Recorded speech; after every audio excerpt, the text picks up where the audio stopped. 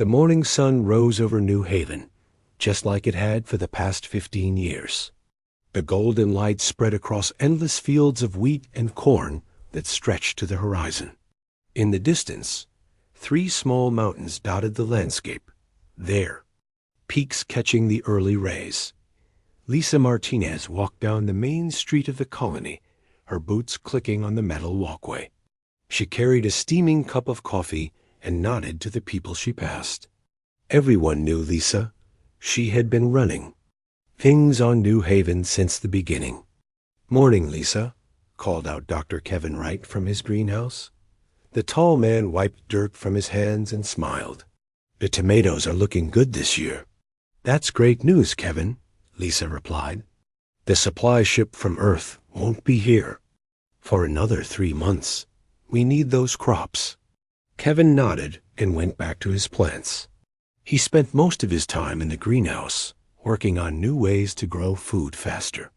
The colonists depended on his work to survive. Further down the street, Paula Adams was checking the power station. The humming building provided electricity to the entire colony.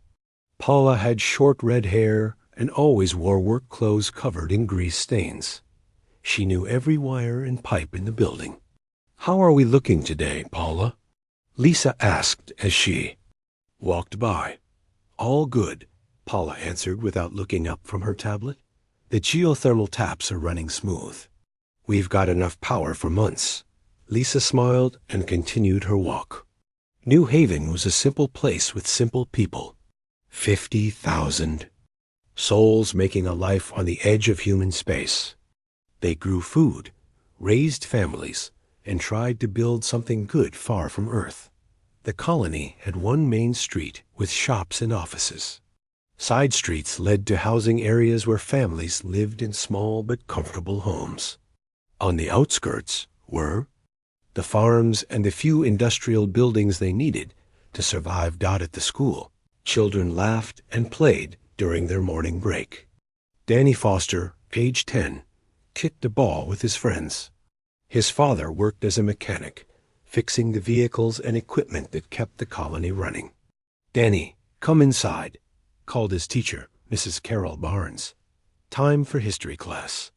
The children ran inside, their voices echoing in the simple classroom. Mrs. Barnes taught them about Earth, about the stars, and about the other human colonies scattered across the galaxy. She made learning fun, even when talking about serious things. "Today, we're going to learn about why our ancestors left Earth," she said, pointing to a map of human space on the wall. "They wanted to find new homes among the stars." In the colony's small medical center, Dr. Susan Clark checked on her patients. Most were routine visits, nothing serious. New Haven was a healthy place to live. The air was clean, the water was pure, and people took care of each other. "Your blood pressure looks good, Mr. Johnson," she told an older farmer. "Keep eating those vegetables Kevin grows, and you'll live to be 100. The man laughed and left the clinic. Dr. Clark made notes on her tablet and looked out the window. She could see the security office across the street. Jake Morrison sat at his desk in the security building, reading reports on his computer screen. As head of colony security, he kept track of everything that happened on New Haven. Most days were quiet. His biggest problems were usually lost livestock or minor arguments between neighbors. The security team had 12 people total. They carried simple weapons and drove around the colony in small vehicles. Their job was to keep the peace and help with emergencies. Nothing exciting ever happened. Jake looked at the sensor readings from the edge of the star system. For the past week, he had noticed more ships passing through than usual. Merchant vessels, probably heading to other colonies. Space was big, and ships often took different routes to avoid pirates or save fuel. He made a note in his log and forgot about it. New Haven was too far from the major trade routes to be important to anyone.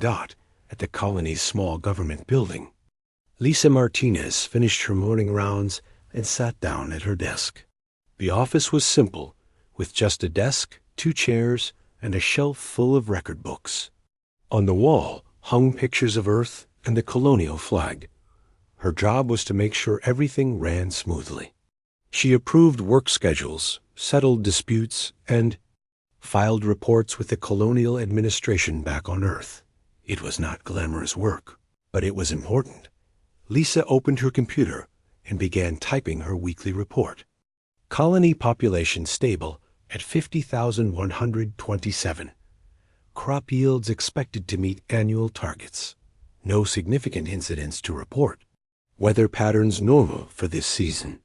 She paused and looked out her window. New Haven was exactly what it appeared to be. A quiet farming colony where people worked hard and lived simple lives. They were far from the big cities and major trade routes. No one paid much attention to them, and that was fine with Lisa Dot. The afternoon passed peacefully. Children played in the streets after school. Adults finished their work and went home to their families. The evening shift took over at the power station, and the security office Dot. As the sun set, the colony's lights came on. From space, New Haven would look like a small glowing dot on a mostly dark planet. Nothing special. Nothing worth anyone's attention. Jake Morrison made his final rounds of the day, walking through the quiet streets. He waved to families sitting on their porches and checked that all the buildings were secure. Tomorrow would be another peaceful day, just like today. He looked up at the stars and wondered what was happening on other worlds. Were there other colonies like New Haven out there? Were there other people living simple, quiet lives under alien suns? Jake finished his rounds and went home to his small house. He heated up dinner and sat down to eat alone. His wife had died 3 years ago, and he had never remarried. The colony was his family now. Outside, New Haven settled into another quiet night. The streets emptied as people went to bed. Only the night shift workers remained awake, keeping watch over the sleeping colony. In the darkness, sensors hidden throughout the system continued their silent watch. They recorded every ship that passed, every signal that crossed space, every piece of data that might be important. But the colonists slept peacefully, unaware of what was coming toward them through the deep black of space. Admiral Kethfer stood on the bridge of his flagship, the Dark Talon. His yellow eyes studied the holographic display floating in front of him. The image showed a small planet with green and brown patches. It looked peaceful and defenseless. Admiral was tall, even for a Zephyrian. His dark green scales covered his entire body, and sharp teeth filled his mouth. Like all members of his species, he had been bred for war. The Zephyrian Empire had conquered dozens of worlds by using superior numbers and brutal tactics. "Show me the intelligence report again," Kethfer ordered in his deep, growling voice. Lieutenant Vikstall activated the display. Information scrolled. Across the screen, in bright red letters, "The human colony of New Haven has existed for 15 years. Population, approximately 50,000. Primary activities include agriculture and basic mining operations." The Admiral nodded. Humans were weak creatures who spent their time growing food instead of building weapons. Their colonies were always easy targets. "What defensive capabilities do they possess?" Kethvar asked. "None detected, sir," replied the intelligence officer. "No orbital platforms, no military installations, no defense grid. Our long-range sensors show only civilian structures and farming equipment." Kethvar smiled, showing his pointed teeth. This would be another easy victory for the Empire. The humans would surrender quickly when they saw the Zephyrian fleet approaching their world. "What resources does this planet contain?" the Admiral asked. Captain Dexnull stepped forward. He was younger than Kethvar, but equally vicious in battle. "Our geological surveys indicate large deposits of standard minerals. Iron, copper, some rare metals. Nothing exceptional. but useful for our expansion efforts. The Admiral walked to the large window at the front of the bridge. Outside, he could see the other ships in his fleet. 3 massive battlecruisers floated in space like metal mountains. Around them, 12 smaller destroyers moved in formation. Each ship carried enough firepower to destroy a city. The humans have been expanding into our territory, Kethver said to his officers. They think they can take whatever worlds they want without consequences. This attack will send a message to all human colonies in this sector. The Zephyrian Empire had been growing for centuries. They conquered weaker species and enslaved the survivors. Any race that resisted was completely destroyed. The Empire's strength came from fear as much as military power. Sir, the human colony appears to have no knowledge of our approach, reported the sensor officer. Their communication patterns remain normal. No military alerts have been detected. This news pleased the Admiral. Surprise attacks were always more effective than prolonged battles. The humans would have no time to call for help or organize. Resistance. How many ships do the humans have in this system? Kethver asked. None, sir. Our scouts report only civilian cargo vessels and a few small mining ships. No military presence whatsoever. Captain Dexnil studied the tactical display. Admiral, this seems almost too easy. Are we certain the humans have no hidden defenses? Kethval turned to face his subordinate. Captain, you worry too much. We have fought humans before. They are soft creatures who prefer trading to fighting. Their colonies never have proper defenses because they think their treaties will protect them. The intelligence officer activated another display. Our spies on other human worlds report that New Haven is considered unimportant by Earth's government. They send only basic supplies once every few months. The colonists are essentially forgotten. This information satisfied the Admiral. Forgotten colonies were the easiest to conquer. No one would come to help them, and they had no resources to mount serious resistance. What is our invasion plan? Asked Captain Nexno. Simple and direct, Kethva replied. We will approach the planet openly, demonstrating our overwhelming force. The humans will see that resistance is hopeless and surrender immediately. If they refuse, we destroy their cities until they change their minds. The plan was typical of Zephyrian military strategy. They relied on fear and superior numbers rather than clever tactics. Most species surrendered when they saw a Zephyrian fleet approaching their world. How many ground troops do we have available? The Admiral asked. 50,000 shock troopers across the invasion fleet, answered the military. Coordinator. More than enough to control a population of farming humans. Kethver nodded with satisfaction. His troops were experienced veterans who had conquered many worlds. They were trained to be ruthless and efficient. Human civilians would offer no meaningful resistance. What about their technology level? Asked Captain Nexnell. Primitive, replied the intelligence officer. Basic power generation, simple manufacturing, outdated communication systems. They are at least 50 years behind current Zephyrian technology. The Admiral felt confident about the upcoming battle. Every piece of intelligence indicated that New Haven would fall quickly and easily. The humans had no weapons, no defenses, and no military support. Prepare the fleet for system entry, Kethvar commanded. All ships will maintain battle formation during approach. Weapon systems will remain powered, but not targeted until we receive their surrender. The bridge crew began implementing the Admiral's orders. Navigation officers plotted the course to New Haven. Weapons officers ran system checks on the massive guns that could level mountains. Communication specialists prepared surrender demands in the human language.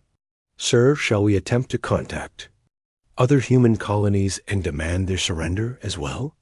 Asked the communications officer. No, Kethver replied. Let them hear about New Haven's fate from survivors. Fear will spread faster than our ships, and other colonies will surrender without fighting. This strategy had worked well in previous campaigns. When word spread that the Zephyrian Empire was advancing, many colonies surrendered immediately rather than face destruction. Captain Dexnil reviewed the final battle plans. Admiral, my ships are ready for immediate deployment. We can have the planet surrounded within hours of system entry. Excellent, Kethver said. This will be a perfect demonstration of Zephyrian power. The humans will learn that their expansion into our territory has consequences.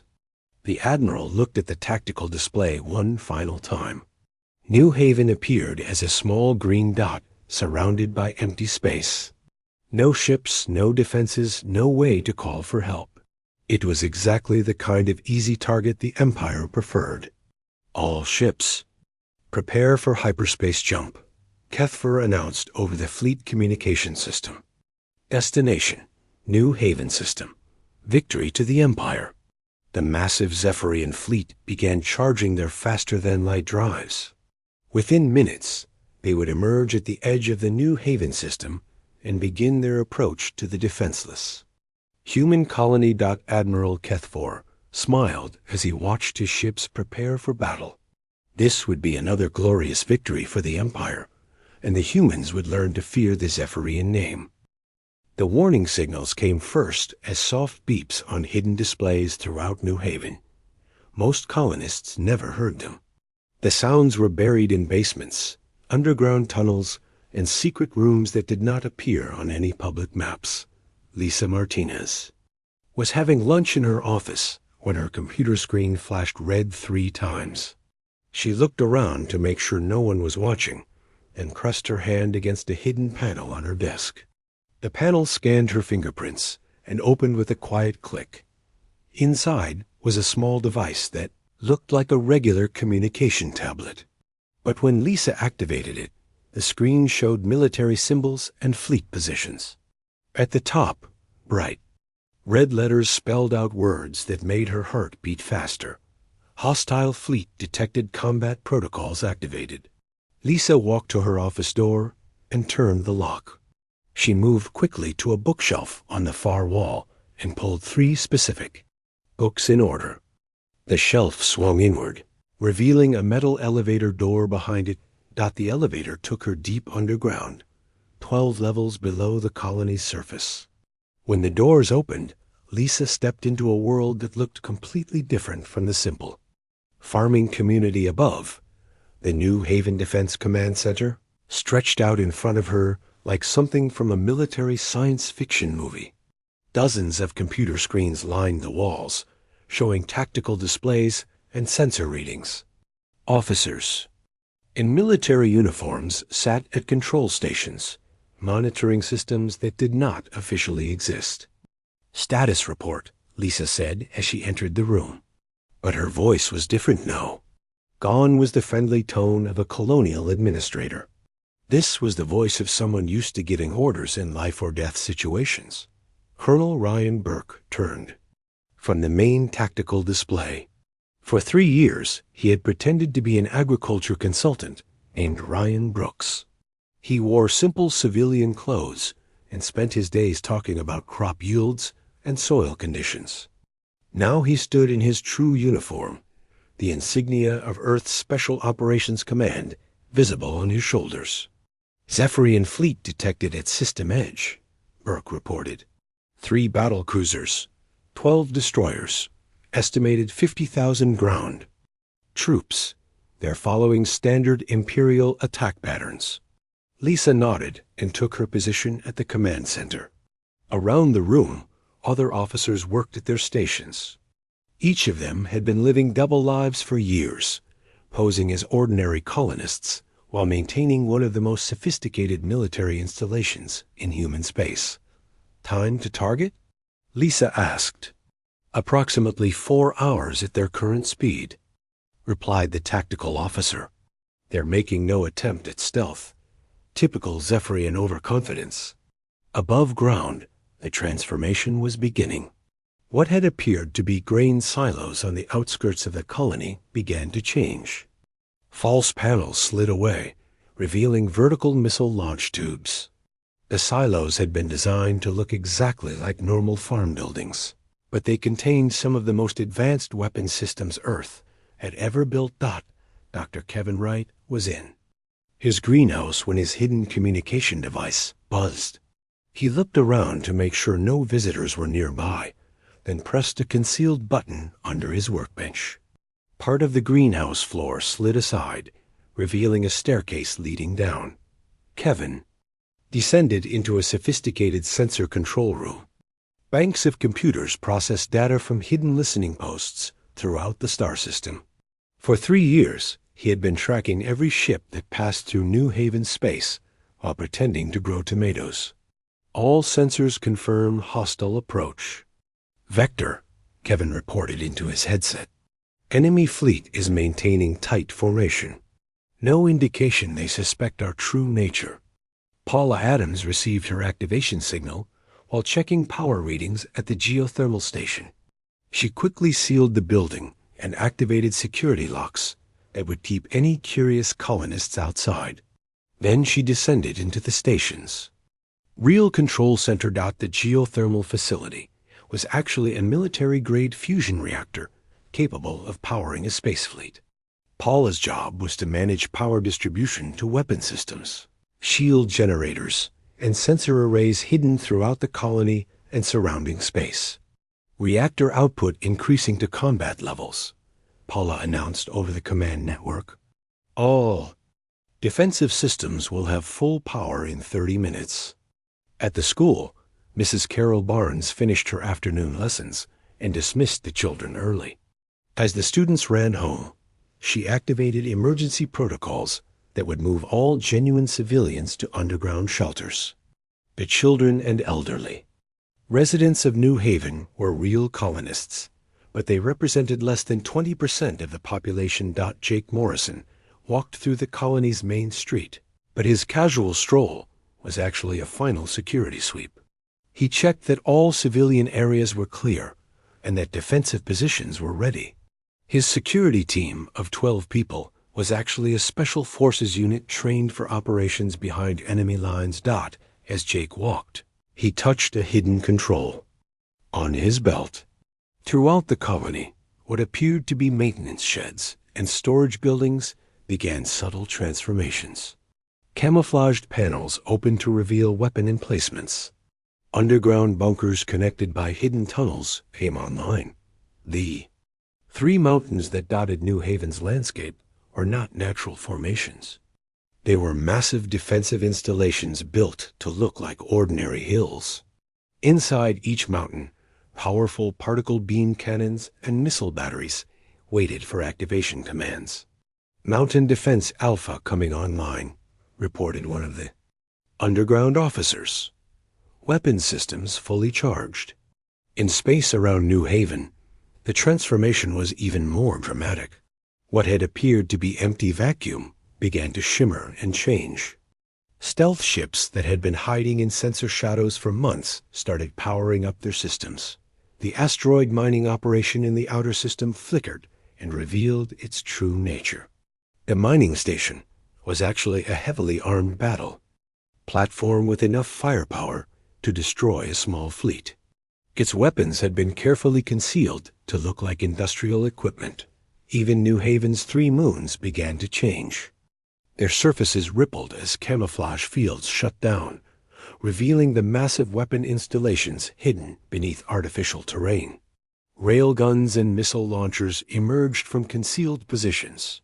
Lunar Defense Grid reporting ready status. Came the report. All weapons locked on incoming targets. In the command center, Colonel Burke studied the tactical display. Red dots showed the approaching Zephyrian fleet, while blue symbols indicated the true extent of New Haven's defenses. The aliens had walked into the most sophisticated military trap ever constructed by human forces. All stations report ready, Burke announced to the room. Phase 1 complete. We are weapons free upon enemy approach to combat range. Lisa Martinez, now revealed as General Lisa Martinez of Earth Colonial Defense Force, looked at the strategic overview. New Haven was not just a hidden military base. It was one of dozens of similar installations, disguised as innocent colonies throughout human space. "The Zephyrians think they're attacking farmers," she said to her staff. "They have no idea they're about to engage a fully militarized world, defended by some of Earth's best soldiers." Above ground, the few real civilians had been safely moved to deep shelters. The remaining colonists shed their farming clothes and put on military uniforms. Mechanics became fighter pilots. Teachers became communication specialists. Doctors became tactical coordinators. Danny Foster's father, Jake Morrison, opened what appeared to be a simple repair shop. Inside, advanced fighter spacecraft sat ready for launch. Jake had been a decorated pilot before taking his cover assignment. On New Haven, the colony that had seemed so peaceful and defenseless was revealing its true nature. Every building, every piece of equipment, every resident had been part of an elaborate deception designed to lure enemy forces into a perfectly prepared kill zone. "Enemy fleet now 2 hours from combat range," reported the tactical officer. "All defensive systems standing by." General Martinez smiled grimly as she watched the approaching red dots on her screen. The Zephyrians were about to learn why attacking Earth's colonies was a very bad idea. Admiral Kethfer stood confidently on his bridge as the Zephyrian fleet approached New Haven. The planet looked exactly as their intelligence had described, a peaceful farming world with no visible defenses. His yellow eyes gleamed with satisfaction. "Begin." "Final approach," the Admiral ordered. "All ships maintain attack formation. Prepare surrender demands for transmission." Captain Dex Nil monitored the tactical display. "Sir, we are now entering optimal firing range. The planet shows no signs of military activity. No ships launching, no weapons charging." "Excellent," Kethvar replied. "The humans know they cannot resist our superior force. Perhaps they will. Surrender without bloodshed." In the New Haven Command Center, General Martinez watched the enemy fleet close to the final attack position. Her officers sat quietly at their stations, hands hovering over activation controls. Years of planning had led to this moment. "Enemy fleet entering kill zone," reported the tactical officer. "All units standing by for your command, General." Martinez looked at the countdown timer on her screen. The Zephyrians were exactly where the humans wanted them. Too close to retreat, perfectly positioned for maximum destruction. "All units," she announced over the communication system. "Execute Operation Mousetrap. Authorization Alpha 77. Colonel." Burke pressed a single button on his control panel. Throughout the New Haven system, the word "decloak" appeared on dozens of hidden displays. The space around New Haven suddenly exploded into activity. What had appeared to be empty vacuum began to shimmer and change. 30 stealth frigates materialized from sensor shadows where they had been hiding for months. Their hull plating shifted from invisible to metallic gray as their cloaking systems. "Shut down. What is this?" Admiral Kethvar shouted as his sensor screens filled with new contacts. Where did these ships come from? Before anyone could answer, the asteroid mining station in the outer system dropped its disguise. The industrial-looking structure transformed into a massive battle platform bristling with weapon arrays. Particle beam cannons swiveled toward the Zephyrian fleet. "Sir, the planet's moons are changing," reported the panicked sensor officer. "They're not natural satellites. They're artificial defense platforms." New Haven's 3 moons flickered as their camouflage fields deactivated. Each moon revealed itself as a fortress covered in railguns, missile launchers, and energy weapons. The installations had been built over decades and disguised to look like natural celestial bodies. Captain Vexnell stared at his tactical display in horror. "Admiral, we count over 40 combat vessels and 3 major defensive installations. How is this possible?" Admiral Kethver had no time to answer. The human counterattack began with devastating precision. The first minute brought coordinated missile strikes from all 3 lunar platforms.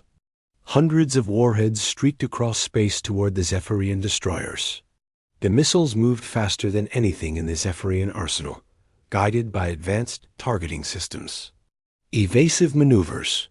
Kethver screamed, but it was too late. The missiles struck with perfect accuracy.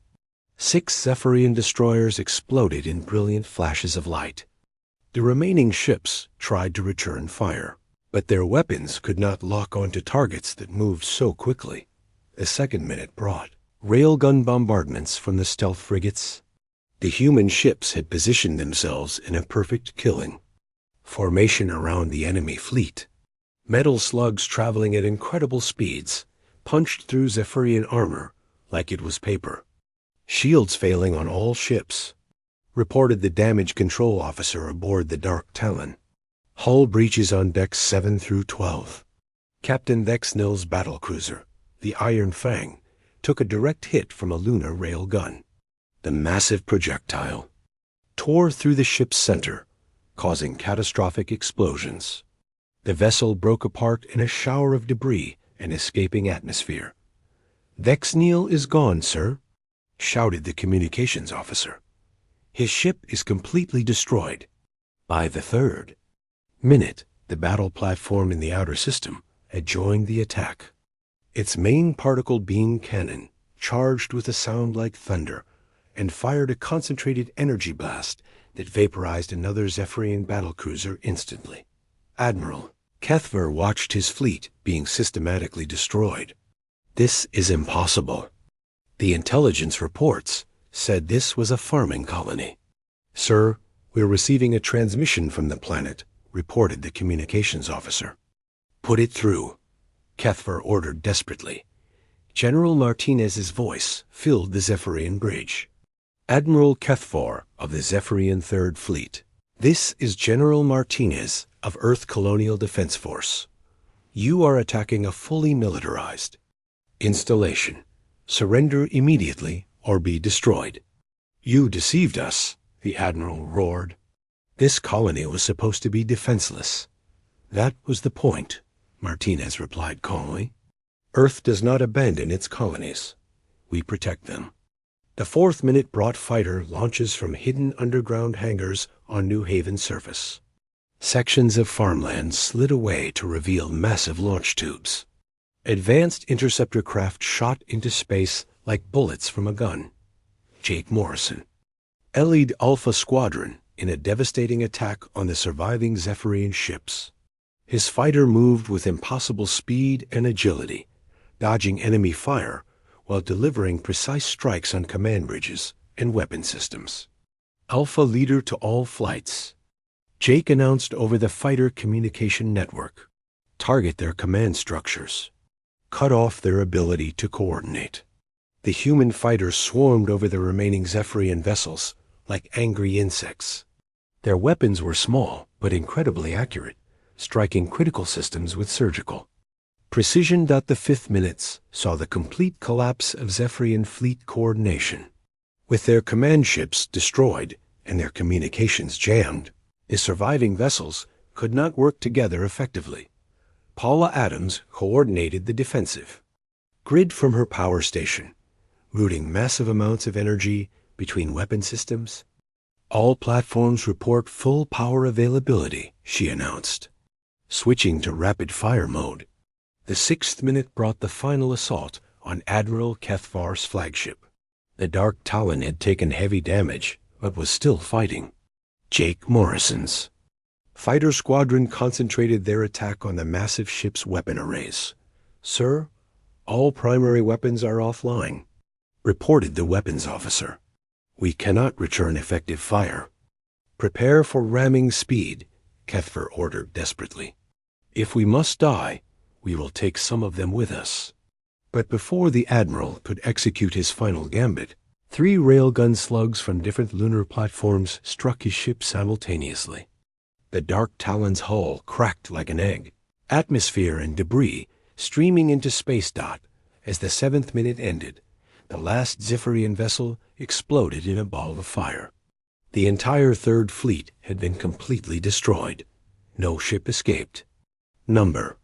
Distress signal was transmitted. The attack force simply vanished. In the command center, Colonel Burke looked at his tactical display with satisfaction. All enemy contacts eliminated, General. Total mission time, 7 minutes, 12 seconds. General Martinez nodded. Casualties? None reported, Nom. All defensive installations operating at full capacity. Fighter squadrons returning to base. Jake Morrison's voice came over the communication system. Alpha leader to control. All birds returning to roost. Enemy fleet is space dust. Dr. Kevin Wright reported from his sensor station. Long-range scanners confirm no surviving enemy vessels. No signals detected heading toward Zephyrian space. Paula Adams began powering down. The weapon systems. All platforms returning to standby mode. Defensive grid maintaining alert status. General Martinez looked at the empty space where the Zephyrian fleet had been. In 7 minutes, one of the Empire's major attack forces had been completely annihilated by what they thought was a defenseless farming colony. Begin cleanup operations, she ordered. I want all debris collected and analyzed. Nothing gets left behind that might reveal our true capabilities. The trap had worked perfectly. The Zephyrians had seen exactly what the humans wanted them to see, until it was too late to matter. 2 hours after the battle ended, New Haven looked exactly like a peaceful farming colony again. The weapon platforms had retracted their guns and activated camouflage fields. The stealth ships had disappeared back into sensor shadows. The battle platform in the outer system resumed its disguise as a simple mining operation. General Martinez walked through the colony's main street in her civilian clothes, once again appearing to be Administrator Lisa Martinez. Children played in the afternoon sun while their parents worked in shops and offices. No one who had not been part of the operation would ever guess that a major space battle had just taken place. Status report on cleanup operations? She asked Colonel Burke, who was back to pretending to be agriculture consultant Ryan Brooks. Complete, ma'am, Burke replied quietly as they walked past the school. All debris collected and processed. Our stealth units are analyzing Zephyrian technology and equipment. Nothing remains in space that could reveal what happened here. Dr. Kevin Wright was back in his greenhouse, tending to his tomatoes as if nothing had changed. But the plants grew in soil mixed with recycled materials from destroyed Zephyrian ships. The enemy vessels had been completely broken down, and their metals used to improve the colony's farming equipment. Any useful intelligence from their computers? Martinez asked through her hidden communication device. Kevin touched a control hidden under his workbench. Their navigation systems contained fleet deployment information. We now know the location of 3 other Zephyrian attack groups. I'm forwarding the data to Earth Command. Paula Adams had returned to her role as the colony's power technician, but she was actually coordinating with other hidden bases throughout human space. Her communication.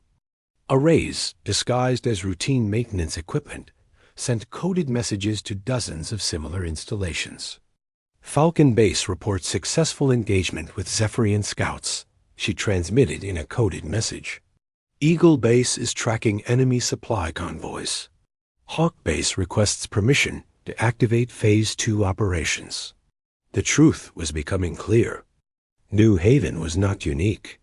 It was one of 47 seemingly defenseless colonies that were actually sophisticated military bases.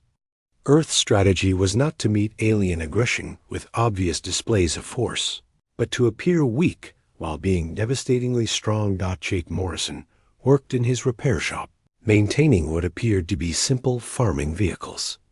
In reality, he was servicing the fighter craft that had destroyed the Zephyrian fleet. His son Danny helped by handing him tools, still not fully understanding the adult world around him. "Dad, why were there so many shooting stars this morning?" Danny asked innocently. Jake smiled and ruffled his son's hair. "Sometimes space debris burns up in our atmosphere, son. It makes pretty lights in the sky." Danny accepted this explanation and went back to playing with his toy spaceship. He made flying sounds and pretended to fight space battles, not knowing that his father had just participated in a real one. In his office, Colonel Burke composed his classified report to Earth. Command. The document would be encrypted and transmitted through hidden communication arrays disguised as weather monitoring equipment. Operation Nostrap successful, he typed. Zephyrian Third Fleet eliminated with 0 friendly casualties. Enemy force consisted of 3 battlecruisers, 12 destroyers, estimated 50,000 personnel. Total engagement time 7 minutes. 12 seconds. All evidence of military activity successfully concealed. Colony maintaining cover as agricultural settlement. The report continued with technical details about enemy capabilities and recommendations for future operations. But the most important information was already being analyzed by military intelligence officers on Earth and other hidden bases. Dr. Susan Clark treated a farmer who had cut his hand while working. As she bandaged the wound, she listened to news, broadcasts from other human colonies. Nothing mentioned any military activity near New Haven. As far as the outside world knew, it had been a perfectly normal day. "Doc, did you hear about those strange lights in the sky this morning?" the farmer asked. "Probably just a meteor shower," she replied calmly. "They happen sometimes when we pass through cosmic debris fields." The farmer nodded and left the clinic. Dr. Clark made notes in her medical records, but she was actually documenting which colonists had noticed unusual activity. Most had accepted simple explanations and asked no further questions. On the Zephyrian homeworld, thousands of light years away, Admiral Vorthak waited for reports from the Third Fleet. The attack on New Haven should have been completed hours ago, but no messages had been received. Communications. Contact Admiral Kethfor immediately, Vorthak ordered his staff. "Sir, we've been trying for 6 hours," replied the communications officer. "The Third Fleet is not responding to any transmissions. Their last known position was the New Haven system." Admiral Vorthak studied star charts of the region. "Send a reconnaissance probe to investigate. Perhaps they encountered spatial anomalies or equipment failures. The probe would find nothing." Space around New Haven appeared completely normal, with no sign that a battle had ever taken place. The only unusual detail would be slightly higher than normal mineral content in the system's asteroid belt. But that could be explained by natural cosmic processes. Mrs. Carroll Barnes finished her evening lesson plans and prepared to go home. Her students had behaved well today, though a few had been distracted by the morning's meteor shower. She made notes about which children might need extra attention tomorrow. As she walked home, Carol passed other colonists returning from their daily work. Everyone seemed relaxed and content. The colony was functioning exactly as it should, with no indication that anything unusual had happened. General Martinez stood in her office as the sun set over New Haven. Through her window, she could see families gathering for dinner and children playing in the streets. The colony looked completely peaceful and normal.